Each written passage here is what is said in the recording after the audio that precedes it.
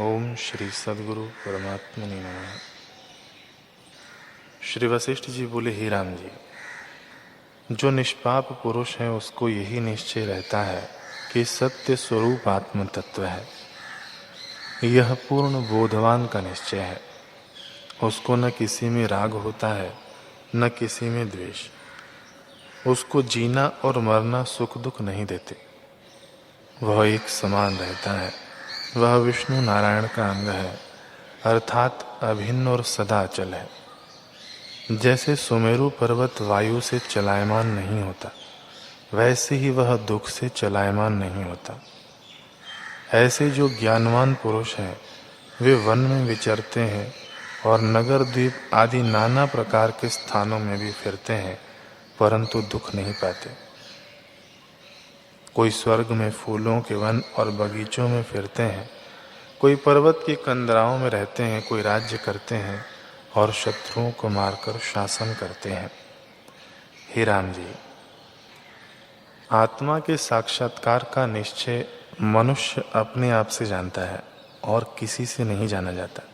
इस कारण उसका लक्षण ज्ञानी ही जानते हैं और कोई नहीं जानता। जैसे सर्प के खोज को सर्प ही जानता है और कोई नहीं जानता, वैसे ही ज्ञानी का लक्षण स्वसंवेद्य है। ये जो गुण कहे हैं सो ज्ञानवान में स्वाभाविक ही रहते हैं, दूसरे को यत्न साध्य है। ज्ञानवान को सब जगत भ्रांति मात्र है अथवा अनुभव दृष्टि से अपना रूप ही दिखता है। इसी कारण ज्ञानी परम शांत है और उसके निश्चय में राग द्वेष नहीं फुरता। वह अपने निश्चय को बाहर नहीं प्रकट करता, परंतु जो अधिकारी है वह उसको जानता है। जो अनअधिकारी अज्ञानी है वह उसको नहीं जान सकता। जैसे वन में चंदन की बड़ी सुगंध होती है परंतु दूर से नहीं जान पड़ती, वैसे ही अज्ञानी उसके निश्चय से दूर है। ओम श्री सद्गुरु परमात्मने नमः। श्री योग वशिष्ठ महारामायण। ईश्वर बोले, हे मुनीश्वर, स्वरूप के स्मरण से जो इस प्रकार होता है कि मैं मारने वाला हूँ, मैं दुखी हूँ, सो अनात्मा में अहम प्रतीति करके ही जीव दुख का अनुभव करता है। जैसे स्वप्न में पुरुष अपने को पर्वत से गिरता देख दुखी होता है और अपने को मृतक देखता है,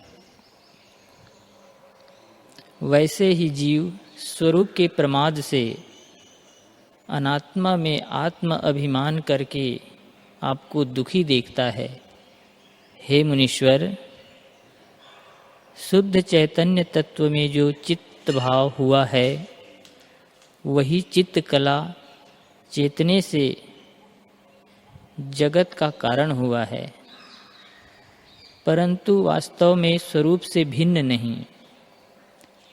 जैसे जैसे चित्त कला चेतती गई है वैसे ही वैसे जगत होता गया है। वह चित्त का कारण भी नहीं हुआ, और जब कारण ही नहीं हुआ तब कार्य किसको कहिए। हे मुनीश्वर, न वह चित्त है, न चेतन है, न चेतने वाला है, न दृष्टा है, न दृश्य है और न दर्शन है। जैसे पत्थर में तेल नहीं होता, न कारण है न कर्म है और न कारण इंद्रियां हैं।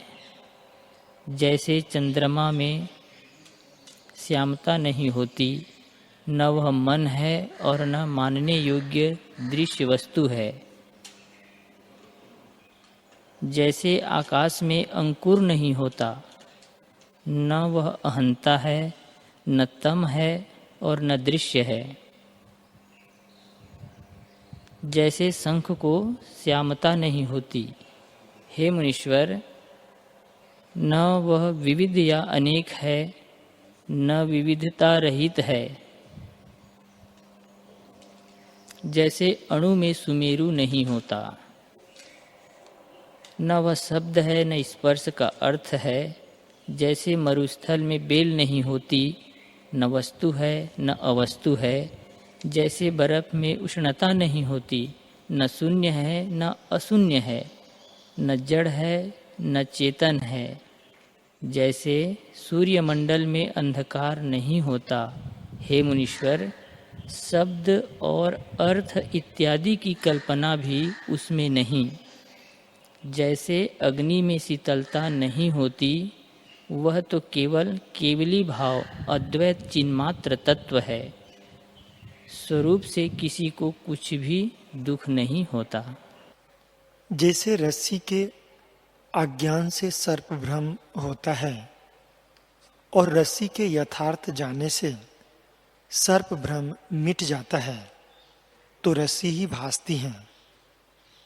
तैसे ही ब्रह्म के अज्ञान से जगत भ्रम भासता है, और जब चित्त से दृढ़ चेत्यता भासती है, तब ब्रह्म पदार्थ का ज्ञान होता है, और तभी जगत भ्रम भी मिट जाता है।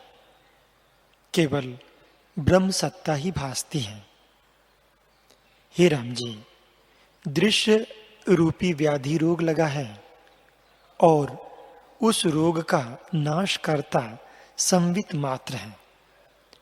जब तक चित्त बहिर्मुख होकर दृश्य को चेतता है, तब तक शांत नहीं होता, और जब सर्व वासना को त्याग कर अपने स्वभाव में स्थित अंतर्मुख होगा, तब उसी ही काल में मुक्ति रूप शांत होगा। इसमें कुछ संशय नहीं। जैसे रस्सी दूर के देखने से सर्प भासती है, और जब निकट होकर देखें तब सर्प भ्रम मिट जाता है, रस्सी ही भासती है। तैसे ही आत्मा का निवृत्त रूप जगत है। जब बहिर्मुख होके देखता है, तब जगत ही भासता है। जब अंतर्मुख होके देखता है, तब जगत भ्रम मिटकर आत्मा ही भासता है। हे राम जी, जिसमें अभिलाषा हो उसको त्याग दें, ऐसे निश्चय से मुक्ति प्राप्त होती है। त्याग का यत्न कुछ नहीं।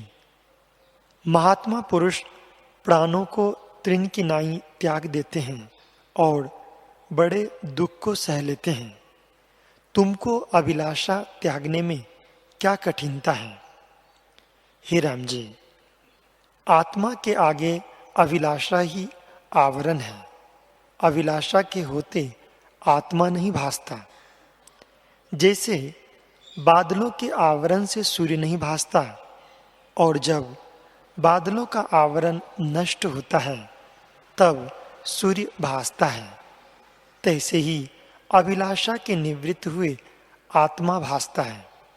इससे जो कुछ अभिलाषा उठे उसको त्यागो और निर्भिलाषा होकर आत्मपद में स्थित हो। प्रकृति, आचार, देह और इंद्रियों में ग्रहण करो, और जो कुछ त्याग करना हो उसको त्याग करो, पर देह में ग्रहण और त्याग की बुद्धि ना हो।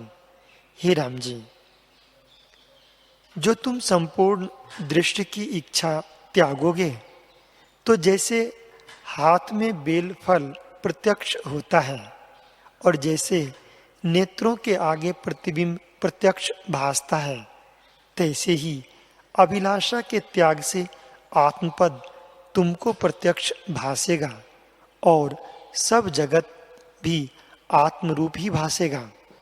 जैसे महाप्रलय में सब जगत जल में भासता है और कुछ दृष्टि ही नहीं आता, तैसे ही आत्मपद से भिन्न तुमको कुछ न भासेगा। आत्म तत्व को न जानने का नाम ही बंधन है, और आत्मपद का जानना ही मोक्ष है, और कोई मोक्ष नहीं। हरि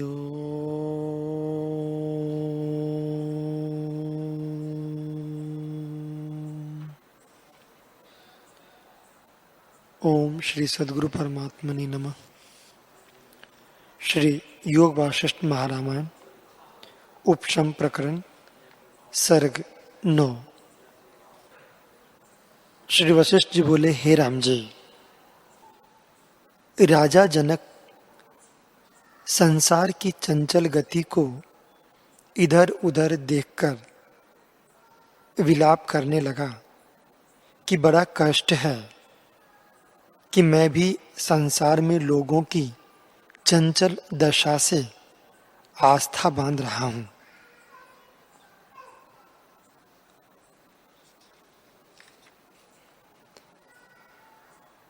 ये जगत के पदार्थ असत्य हैं। जो रमणीय भासता है उसके मस्तक पर रमणीयता स्थित है, और जो सुख रूप है उसके मस्तक पर दुख स्थित है। जिसका मैं आश्रय करूं वह दुख से मिश्रित है। दुख तो दुख से मिश्रित क्या कहिए, वह तो आप ही दुख है। और जो सुख संपदा है सो आपदा दुख से मिश्रित है। फिर मैं किसका आश्रय करूं?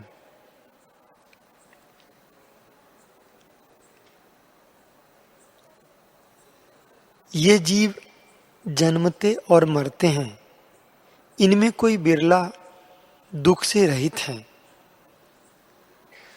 सुंदर स्त्रियां जिनके नील कमलवत नेत्र हैं और परम हास्य विलास आदिक भूषणों से संयुक्त हैं, इनको देख के मुझको हंसी आती है कि ये तो अस्थि मांस की पुतली हैं और क्षण मात्र इनकी स्थिति है।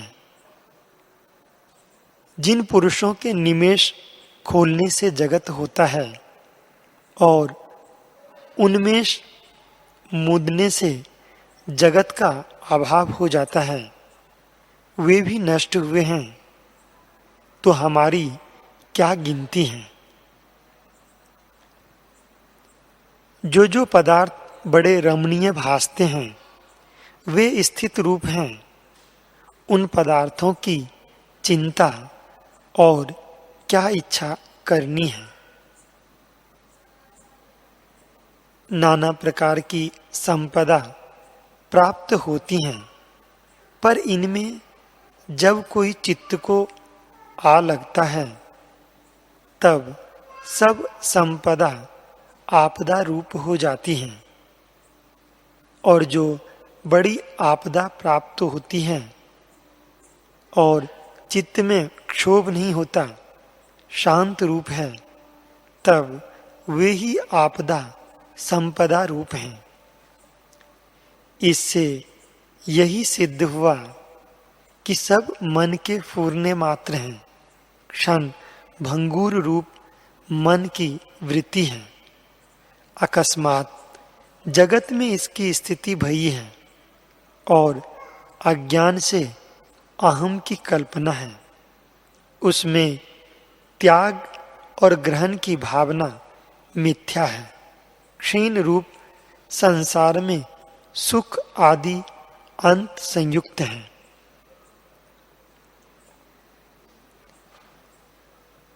जो सुख जानकर जीव इसकी ओर धावता है वह सुख फिर नष्ट हो जाता है। जैसे पतंग दीप शिखा को सुख रूप जानकर उसकी ओर धावता है तो दग्ध हो जाता है, तैसे ही संसार के सुख ग्रहण करने वाले तृष्णा से दग्ध हुए हैं। जैसे नरक की अग्नि दग्ध करती हैं, पर वह भी श्रेष्ठ है, परंतु क्षण भंगुर जो संसार के सुख हैं वे महानीच हैं। नष्ट हुए भी दुख दे जाते हैं और दुखों की सीमा है, पर जो इस संसार समुद्र में गिरते हैं वे सुख नहीं पाते। संसार में दुख स्वाभाविक है और सुख दुख से मिश्रित है। मैं भी अज्ञानी की नाई काष्ठ लोष्टवत स्थित हो रहा हूं और बड़ा खेद है कि अज्ञानीवत श्रम आदि सुख को त्याग करके क्षण भंगुर संसार के सुख निमित्त यत्न करता हूं। जैसे बर्फ से अग्नि नहीं उपजती, तैसे ही संसार से सुख नहीं उपजते। जितने जीव हैं वे जड़ धर्मात्मक हैं। संसार रूपी एक वृक्ष है और सहस्रों अंकुर, शाखा, पत्र, फल, फूलों से पूर्ण है। उस संसार रूपी वृक्ष का मूल मन है। उसके संकल्प रूपी जल से विस्तार को प्राप्त हुआ है और संकल्प के उपशम हुए नष्ट हो जाता है। इससे जिस प्रकार यह नष्ट हो वही उपाय मैं करूंगा। संसार में भोग देखने मात्र सुंदर भासते हैं और भीतर से दुख रूप हैं। मन मरकटवत चंचल रूप है। उसने यह रचना रची है। जब तक इसको वास्तव में नहीं जाना तब तक चंचल है और जब विचार से जानता है तब पदार्थों की रमणीयता सहित मन का अभाव हो जाता है। इससे मैं नाश रूप पदार्थों में नहीं रमता। संसार की वृत्ति अनेक फांसियों से मिश्रित है। उसमें गिर के जीव फिर उछलते हैं और शांत कदाचित नहीं होते। ऐसे संसार की वृत्ति को मैंने चिरकाल पर्यंत भोगा है। अब मैं भोग से रहित होकर ब्रह्म ही होता हूं। इस संसार में बारंबार जन्म मरण होता है और शोक ही प्राप्त होता है। इससे अब संसार की वृत्ति से रहित हो सोच से रहित होता हूं। अब मैं प्रबुद्ध और हर्षवान हुआ हूं। मैंने अपने चोर आप ही देखे हैं जिनका नाम मन है। इसी को मारूंगा। इस मन ने मुझको चिर पर्यंत मारा है। इतने काल पर्यंत मेरा मन रूपी मोती अबेद रहा था। अब मैंने इसको बेधा है, अर्थात आत्म विचार से रहित था, सो अब उसको आत्म विचार में लगाया है और अब यह आत्मज्ञान के योग्य है। मन रूपी एक बर्फ का कण जड़ता को प्राप्त हुआ था, अब विवेक रूपी सूर्य से गल गया है और अब मैं अक्षय शांति को प्राप्त हुआ हूं। अनेक प्रकार के वचनों से साधु रूप जो सिद्ध थे उन्होंने मुझको जगाया है और अब मैं आत्म पद को प्राप्त हुआ हूं। परमानंद से अब मैं आत्म रूपी चिंतामणि को पाकर एकांत सुखी होकर स्थित होऊंगा। जैसे शरत काल का आकाश निर्मल होता है तैसे होऊंगा। मन रूपी शत्रु ने मुझको भ्रम दिखाया था, वह अब विवेक से नाश किया है और उपशम को प्राप्त हुआ हूं। हे विवेक, तुझको नमस्कार है।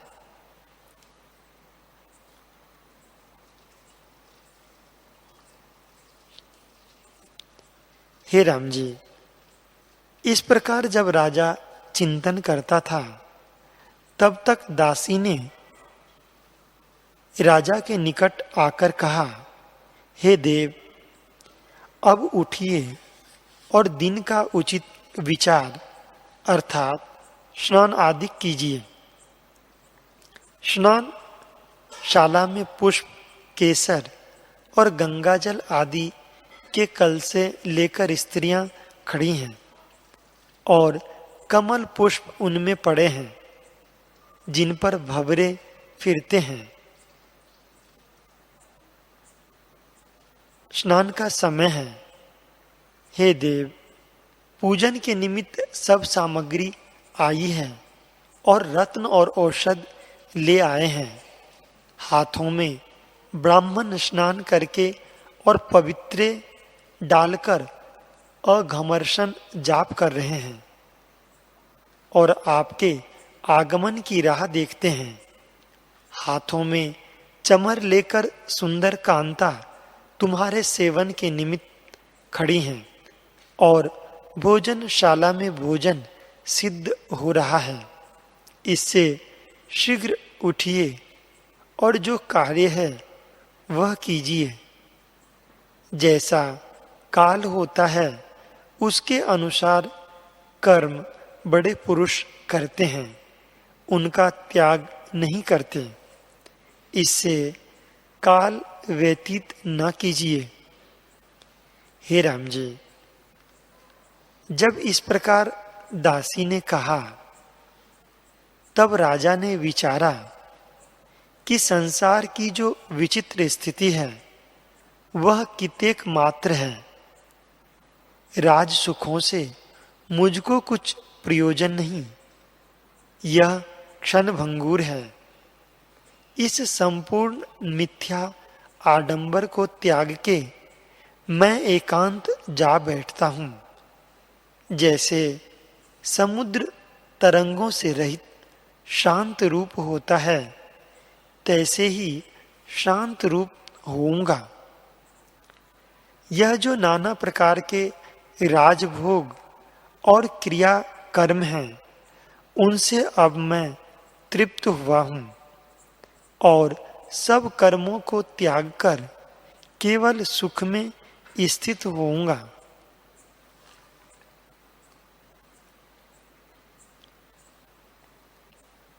मेरा चित्त जिन भोगों से चंचल था, वे तो भोग भ्रम रूप हैं। इनसे शांति नहीं होती और तृष्णा बढ़ती जाती है। जैसे जल पर शैवाल बढ़ती जाती हैं और जल को ढांप लेती हैं, तैसे ही तृष्णा ढांप लेती है। अब मैं इसको त्याग करता हूँ। हे चित्त, तू जिस जिस दशा में गिरा है और जो भोग भोगे हैं, वे सब मिथ्या हैं। तृप्ति तो किसी से न हुई। इससे भ्रम रूप भोगों को जब मैं त्यागूंगा, तब मैं परम सुखी होऊंगा। बहुत उचित अनुचित भोग बारंबार भोगे हैं, परंतु तृप्ति कभी न हुई। इससे हे चित्त, इनको त्याग करके परम पद के आश्रय हो जा। जैसे बालक एक को त्याग कर दूसरे को अंगीकार करता है, तैसे ही यत्न बिना तू भी कर। जब इन तुच्छ भोगों को त्यागेगा और परम पद का आश्रय करेगा, तब आनंदी तृप्ति को प्राप्त होगा और उसको पाकर फिर संसारी न होगा। हे राम जी, इस प्रकार चिंतन करके जनक तुष्णीम हो रहा और मन की चपलता त्याग करके सोमाकार से स्थित हुआ। जैसे मूर्ति लिखी होती है, तैसे ही हो गया और प्रतिहारी भी भयभीत होकर फिर कुछ न कह सकी। इसके अनंतर मन की समता के निमित्त फिर राजा ने चिंतन किया कि मुझको ग्रहण और त्याग करने योग्य कुछ नहीं है। किसको मैं साधूं और किस वस्तु में मैं धैर्य धारूं। सब पदार्थ नाश रूप हैं। मुझको करने से क्या प्रयोजन है और ना करने से क्या हानि है। जो कुछ कर्तव्य है वह शरीर करता है। निर्मल अचल रूप चैतन्य न करता है न भोगता है। इससे मुझको कर्तव्य नहीं। जो त्याग करूंगा तो शरीर करने से रहित होगा और जो करूंगा तो भी शरीर करेगा। मुझको क्या प्रयोजन है। इससे करने और ना करने में मुझको लाभ हानि कुछ नहीं। जो कुछ प्राप्त हुआ है उसमें विचरता हूं और प्राप्त की मैं वांछा नहीं करता और प्राप्त का त्याग नहीं करता। अपने स्वरूप में स्थित होकर स्वस्थ होऊंगा और जो कुछ प्राप्त कर्म है वही करता हूं। ना कुछ मुझको करने में अर्थ है और ना करने में दोष है। जो क्रिया हो सो हो, करूं अथवा ना करूं, और युक्त हो अथवा अयुक्त हो, मुझको ग्रहण त्याग करने योग्य कुछ नहीं। इससे जो कुछ प्राप्त करने योग्य कर्म है वे ही करूंगा। कर्म का करना प्राकृत शरीर से होता है। आत्मा को तो कुछ कर्तव्य नहीं। इससे मैं इनमें निसंग हो रहूंगा। जो निष्पंद चेष्टा हो तो क्या सिद्ध हुआ और क्या किया। जो मन कामना से रहित स्थित विगत ज्वर हुआ, अर्थात हृदय में राग द्वेष मलिनता ना उपजे, तो देह से कर्म हो तो भी इष्ट अनिष्ट विषय की प्राप्ति में तुलना रहेगी। और जो देह से मिलकर मन कर्म करता है तब कर्ता भोगता है और इष्ट अनिष्ट की प्राप्ति में राग द्वेषवान होता है। जब मन का मनन उपशम होता है तब कर्तव्य में भी अकर्तव्य है। जैसा निश्चय हृदय में दृढ़ होता है वह रूप पुरुष का होता है। जिसके हृदय में अहंकृत नहीं है और बाहर कर्म चेष्टा करता है तो भी उसने कुछ नहीं किया, और जिसके हृदय में अहंकृत अभिमान है वह बाहर से अकर्ता भासता है तो भी अनेक कर्म करता है। इससे जैसा निश्चय हृदय में दृढ़ होता है तैसा ही फल होता है। जो बाहर करता है परंतु हृदय में कर्तव्य का अभिमान नहीं रखता तो वह धैर्यवान पुरुष अनामय पद को प्राप्त होता है।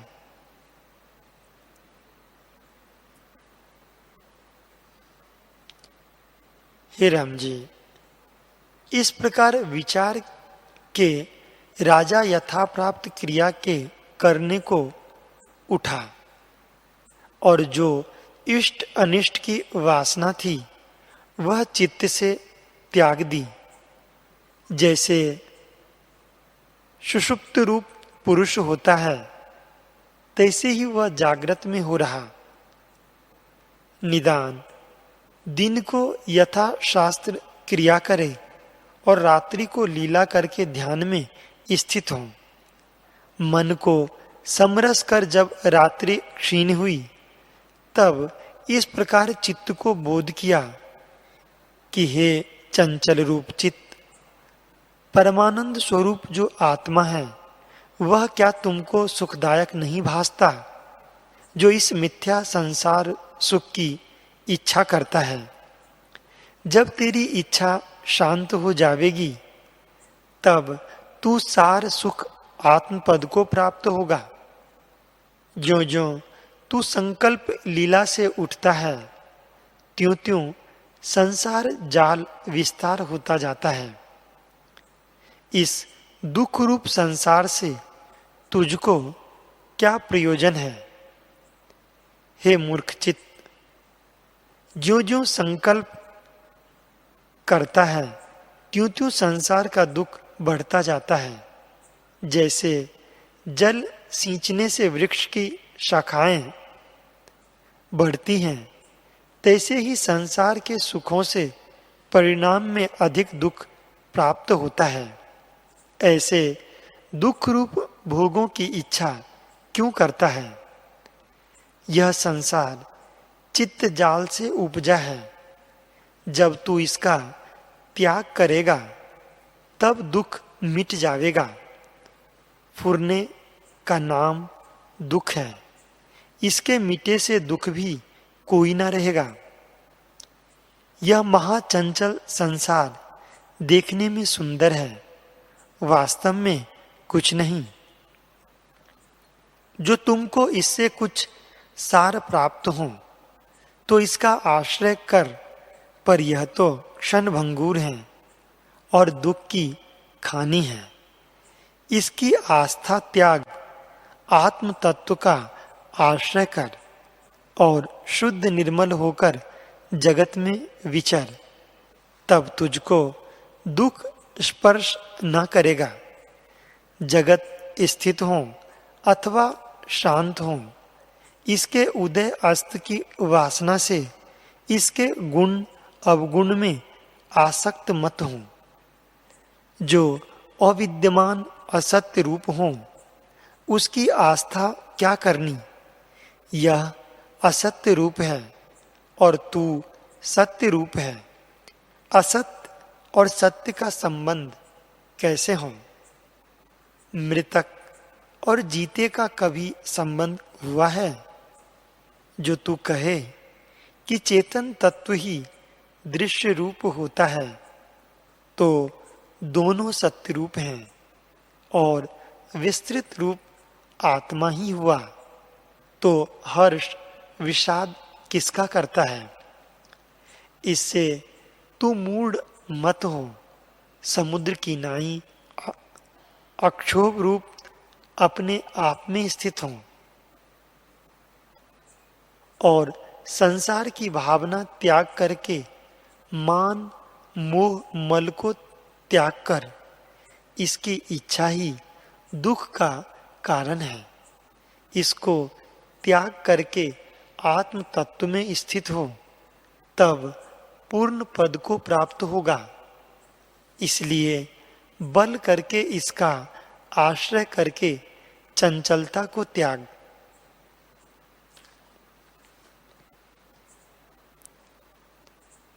हे राम जी, इस प्रकार विचार करके राजा ने सब काम किए और आनंद वृत्ति में उसका प्रबोधवान मन मोह को ना प्राप्त हुआ। वह इष्ट में हर्षवान न हो और अनिष्ट में द्वेषवान न हो, केवल सम और स्वच्छ अपने स्वरूप में स्थित हुआ और जगत में विचरने लगा।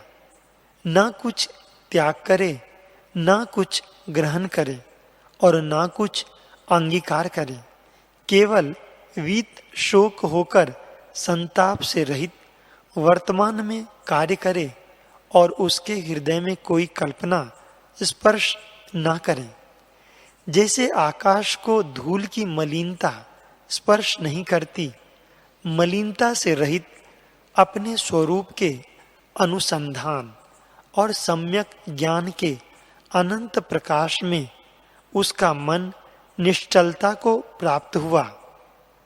मन की जो संकल्प वृत्ति थी वह नष्ट हो गई और महाप्रकाश रूप चेतना आत्मा अनामय हृदय में प्रकाशित हुआ। जैसे आकाश में सूर्य प्रकाशता है, तैसे ही अनंत आत्मा प्रकट हुआ और संपूर्ण पदार्थ उसमें प्रतिबिंबित देखें। जैसे शुद्ध मणि में प्रतिबिंब भासता है, तैसे ही उसने सब पदार्थ अपने स्वरूप में आत्मभूत देखे। इंद्रियों के इष्ट अनिष्ट विषयों की प्राप्ति में हर्ष खेद मिट गया और सर्वदा समान हो प्रकट व्यवहार करके जीवन मुक्त हो विचरने लगा। हे राम जी, जनक को ज्ञान की दृढ़ता हुई, उससे लोकों के परावर को जानकर उसने विदेह नगर का राज्य किया और जीवों की पालना में हर्ष विषाद को ना प्राप्त हुआ। वह संताप से रहित होकर कोई अर्थ उदय हो अथवा अस्त हो जावे, परंतु हर्ष शोक कदाचित न करें, और कार्यकर्ता दृष्टि आवे परंतु हृदय से कुछ न करें। हे राम जी, तैसे ही तुम भी सब कार्य करो, परंतु निरंतर आत्म स्वरूप में स्थित रहो। तुम जीवन मुक्त वपु हो। राजा जनक की सब पदार्थ भावना अस्त हो गई थी, उसकी सुषुप्तिवत वृत्ति हुई थी, भविष्यत काल की इच्छा नहीं करता और व्यतीत की चिंतना नहीं करता था। जो वर्तमान कार्य प्राप्त हो उसको यथाशास्त्र करें और अपने विचार के वश से उसने पाने योग्य पद पाया और इच्छा कुछ न की।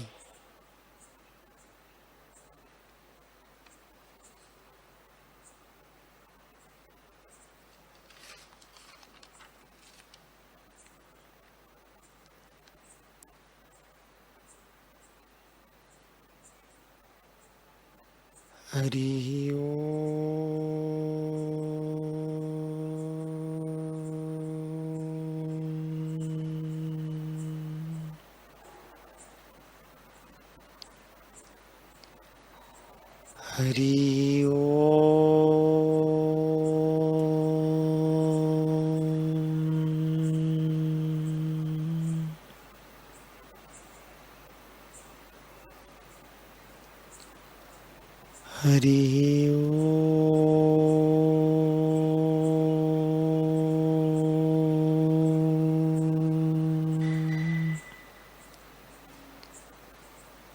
ओम सहना भवतु सहनो भुनक्तु सह वीर्यं करवावहै तेजस्विनावधीतमस्तु मा विदुषावहै। ओम शांति शांति शांति। श्री सद्गुरुदेव भगवान की जय।